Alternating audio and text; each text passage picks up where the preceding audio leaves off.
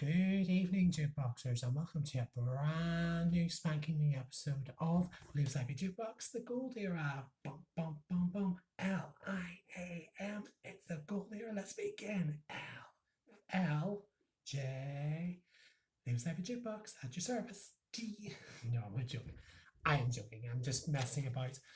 Well, first of all, welcome to a brand new episode of the S05E Jukebox with myself, Liam. Now, in this episode, it's been a while, so I've been a very, very busy boy. There's a lot of changes which will be explained in the forthcoming episodes, but I'm finally doing an episode which I have been dying to do for so long, and I've been holding it off because I want to do it justice.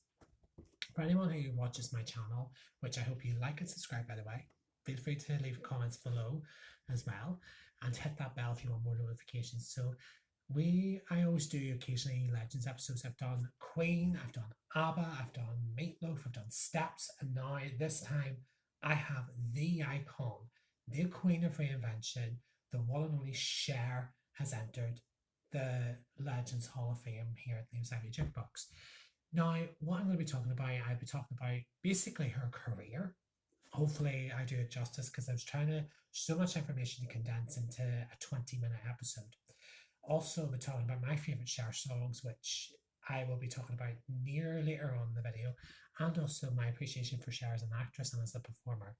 Now, Cher, as most people know, was born Sherilyn Sarkisian. I hope I've pronounced that correctly.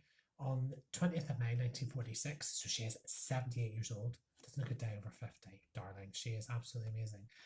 And then also, her mother is also the actress, country singer Georgia Holt as well, and her father was John Sarkisian as well. Now, Cher didn't really have a relationship with her biological father and left the family when she was 10 months old, which Cher came from very, very humble beginnings. She didn't have the lifestyle that she had when she started, but she always was striving for the best because Cher has Armenian heritage. She has the dark complexion, dark eyes, lovely thick black hair she had back at that time as well, and she still does. She still rocks whatever color she wears at the time. She rocks it anyway. But she always was in the belief of looking up to role models. She always had the idea of being a star, which being an actress, being a singer. What would you know? She had inspirations from Marlene Dietrich, Betty Davis, even Marilyn Monroe, and one famous one was Audrey Hepburn and Katharine Hepburn as well. Now, for the majority, with the exception of Audrey Hepburn, most of these famous actresses have blonde hair, paler complexion. There wasn't many like dark hair, dark eyes, that would stand out. She was known to be a rebellious person. Like everywhere she went, she stood out. And she made sure she stood out. Like even she produced a musical production of Oklahoma in her high school where she had the girls do the female roles. She took on the real roles of the fellas because she had a low contralto singing voice. So she was able to sing more the masculine roles, which is more, her vocal range would be a lot lower than that of a mezzo soprano or a soprano. But she knew how to perform and she produced it, she choreographed it, and so on. She was talented. I did find out in a documentary on YouTube yesterday when I was doing my research for Cher last minute research that she got arrested at 13 for driving, for driving without a license. Obviously, she was driving somebody, must have been her mother's car. I don't know. She was not one to hold back and sticking it to the man, basically. She was literally not afraid to do what she wanted. But then she dropped out of school at 16, and this dropout showed she was a force to be reckoned with because she then took acting classes, worked to support herself. She danced in small clubs and different things like that during that time. Now, obviously at 16, that brings us to 1962. Now, in 1962, she met someone who would soon become her husband, the one and only Sonny Bono, who was 11 years her senior because she was 27. Someone said 12 years, and I was like, that doesn't make sense. He would have to be 28, not 27. Probably just under 12 years her senior, though. who at the time was working for, at that time was an iconic uh, musical director, which would be Phil Spector, who was known for the wall of sound technique. Now, obviously, he has since been very disgraced for his behaviour, and obviously was done for murder. But Phil Spector was known for the wall of sound for doing the likes of River Deep Mountain High with Tina and Ike Turner, and also some of the tracks that I'm about to mention. He was very much involved in that, getting that particular rhythm, particular sound, getting that particular modulation in a song. Now, when Sonny was working for Phil Spector, Cher would have came with him to a lot of the sessions and would have sat in the background. However, Sonny saw an opportunity because there was a backup singer who didn't turn up and they needed a singer, and Sonny said, well, Cher can actually sing, and she was invited to be the backup singer for the Ronettes for the song Be My Baby, which is also in the iconic film Dirty Dancing. Also, she was also doing backup vocals for You Lost That Loving Feeling with the Righteous Brothers. And then she did a song, then she, at 60, when that time was surpassing, she did release her own first solo song, which was Ringo, I Love You, which was panned. Like, it was literally panned by the disc jockeys, the DJs, and it was never played on the radio. I think it's a nice song. It's not what I would call an outstanding track, but there are other tracks in Cher's arsenal that was a lot more, I would say, much more respected as well. Then in 1964, Sonny and Cher worked as a duo, as well under the name Caesar and Cleo. They released a lot of songs, but they were poorly received. They weren't well received by the disc jockeys, by the people involved, so it wasn't really used that much either. Then we get to early 1965, so literally after a string of bad hits. Now, Sonny and Cher mania was about to erupt. Sonny and Cher became, Caesar and Cleo got cut, then they went to Sonny and Cher, where the iconic song I Got You Babe was released, and Sonny and Cher mania hit across London, Europe, and eventually in the US. They were actually infamously kicked out of the London Hilton for their, shall I say, bell bottoms, open cut tops, fur vests. That was very much hippie style, 1960s radical clothing, that sort of thing. And they started a fashion craze in the mid 1960s, 1965, and in their first album, which was called Look at Us, which was Sonny and Cher, was 8 weeks at number 2 Billboard 200, where a certain foursome from Liverpool stopped them getting from the number 1 spot. But 8 weeks at number 2 is still a major, major achievement. And then 1966, Cher released Baby Shut Me Down, Bang Bang, which she does it's an iconic version. She does it really, really good justice as well. So there was a string of good songs, and they achieved what many bands in the US did not achieve, bands in ours, apart from Elvis and the Beatles. Sonny and Cher had 5 songs in the Billboard Top 50 at the one time. So they had, which is amazing. It's no mean feat, and it is something to be admired as well. Then in the late 1960s there was a string of bad movies, which was Good Times and Chastity, which there was a lot of money that they put in. They basically put everything into these films, and they were commercial failures which obviously didn't go according to plan.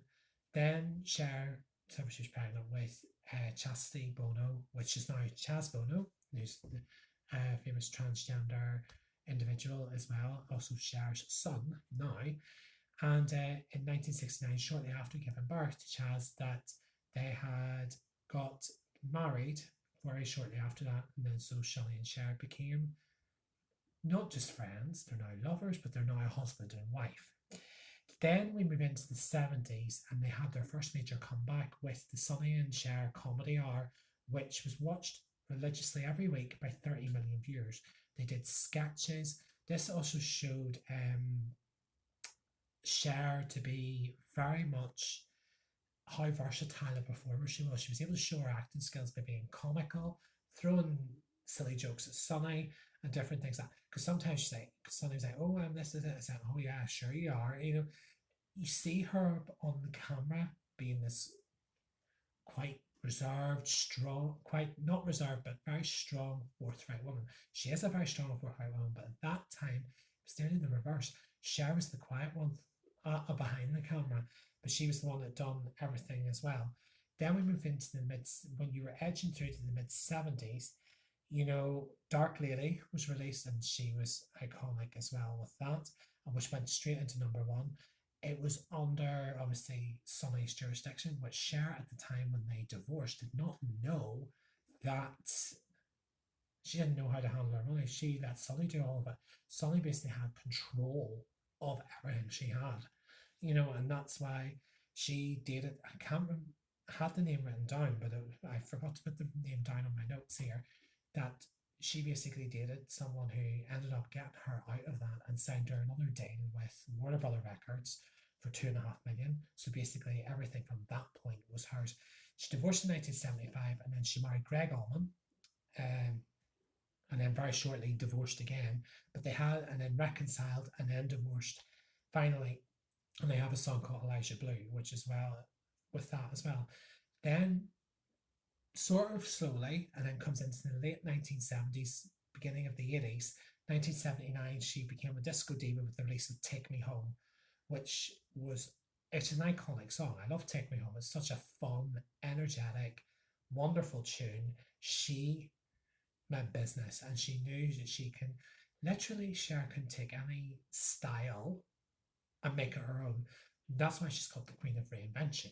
So she really took that as a Take Me Home was a brilliant, brilliant song, and it's a good disco track. And she can, let's just say, even at her tender age of 7, she's 78 years old. She's not afraid to get on down, you know, literally.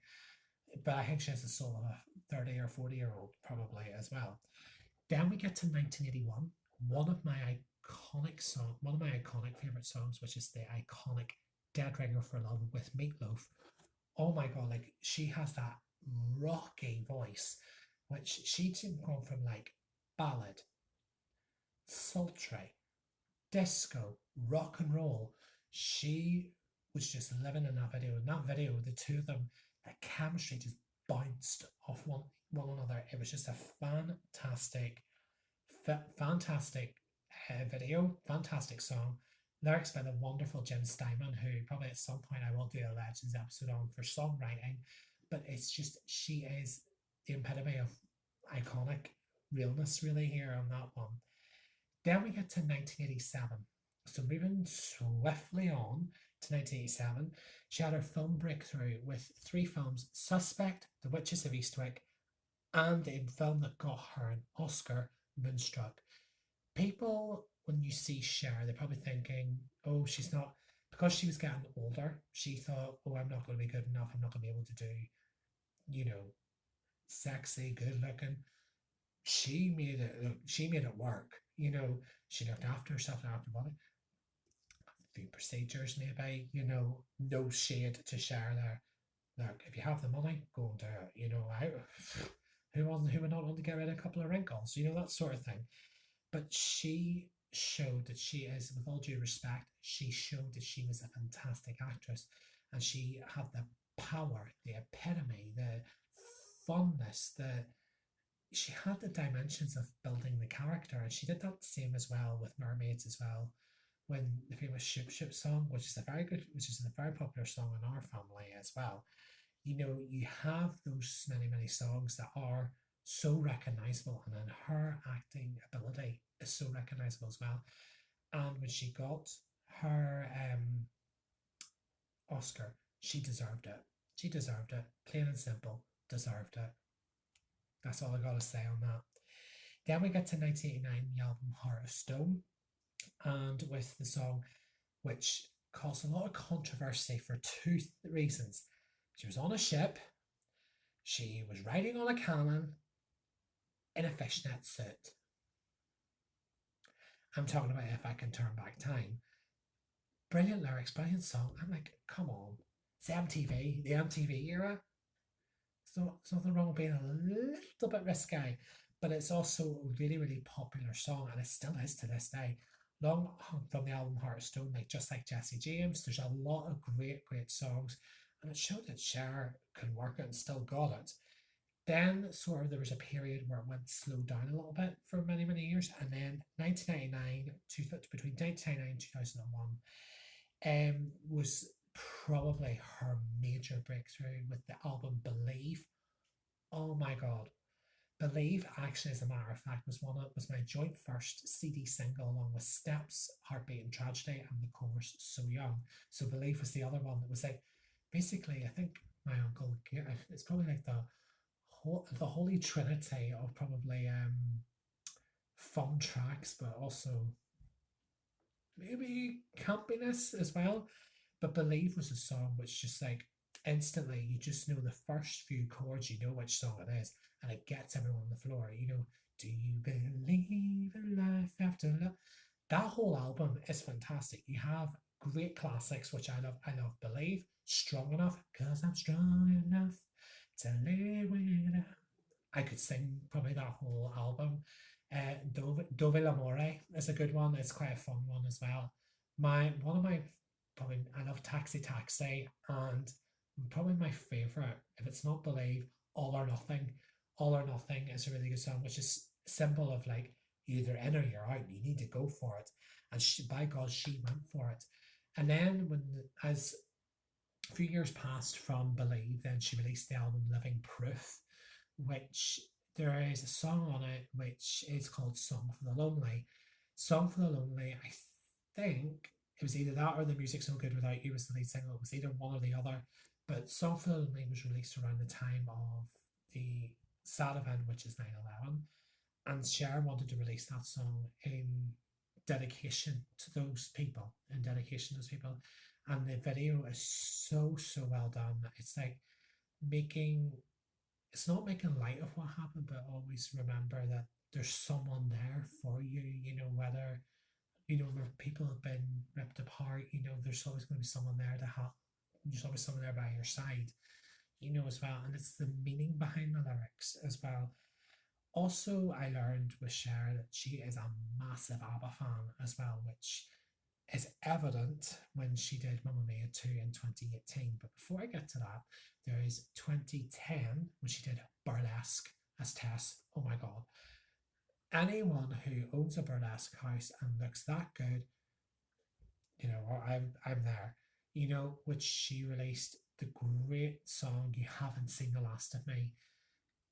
It showed for me the rawness of Cher, that she had that power, she had that voice, she had that tenacity to entertain the masses. But even if you're not the biggest fan of burlesque, you can admit that the soundtrack's actually good to it as well. And then when she did Mamma Mia 2, she did a brilliant version of Fernando as well with Andy Garcia. You have these iconic tracks.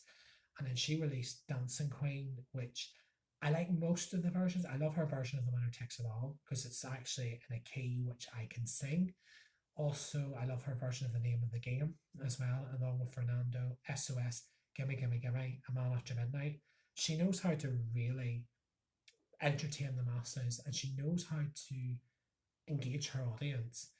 And she does it without really much effort either. She knows how to hit the right notes as well. Then we get to 2023 when she released her first Christmas album. This Christmas album is actually brilliant because she is the only artist who has achieved a #1 in the 60s, 70s, 80s, 90s, 20s, 2010s, 2020s, or she's achieved a #1 in the Billboard at least once a decade. Also in the UK, she has achieved a top 40 hit in 6 decades. Like, she's something to be respected. You cannot disrespect the Queen of Reinvention. When she released DJ Play a Christmas Song, I would be probably, if I was like Kelly Clarkson, like, oh my God, this song is so damn catchy. It's a song I probably would listen all year long, and she has shown that she is determined, brilliant, wonderful. You have to respect Cher really for that. Also, as well, that one other track that I really love, which Cyndi Lauper does guest vocals on, is Angels in the Snow. Angels in the Snow. It's like, wherever we are, wherever we go, we'll always be angels in the snow. You know, I love that track. And then we're flying free in wings of gold, setting streets aglow. When you're with me, it feels like home because we're angels in the snow. You know, that sort of thing. It makes a positive Christmas as a holiday is not necessarily the happiest of holidays for people. It's sometimes a very sad holiday as well. And that brings a bit of light to it as well. You know, that there's sometimes have that feeling, you know, to enjoy life as well. She has been a massive LGBTQ supporter. She's been a massive impact on many, many generations. Everyone who knows, most people know who Cher is, and she's iconic. And at 78, she